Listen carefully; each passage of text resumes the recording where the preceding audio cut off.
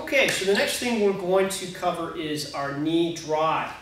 The last thing that happens when the foot is about to break contact with the ground is essentially a calf raise, and then that's where we're at with toe off. From this point on, what we want to do is drive the knee forward, okay? And right about here, we'll see that Z formation.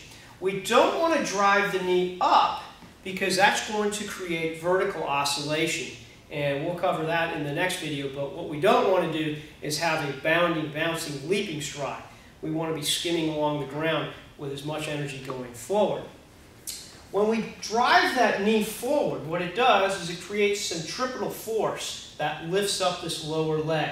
And that, once again, shortens the lever arm. Just like the arms, we don't want a long lever arm, we want a short lever arm with the leg. Okay? From this point on, the knee will reach its highest point of ascension, and there will be a pre-tensioning through the glutes and the hamstrings.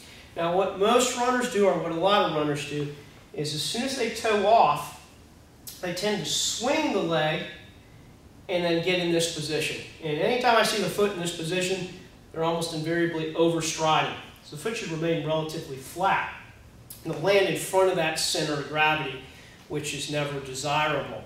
So one of the drills I'll use is just a simple, we get in a lunge position so they feel those hip flexors being stretched, and then we'll drive the knee forward into a little skip. Drive the knee forward into a little skip. And that starts to get them to conceptualize the muscles they should be using to drive that knee forward, which is more the hip flexor chain.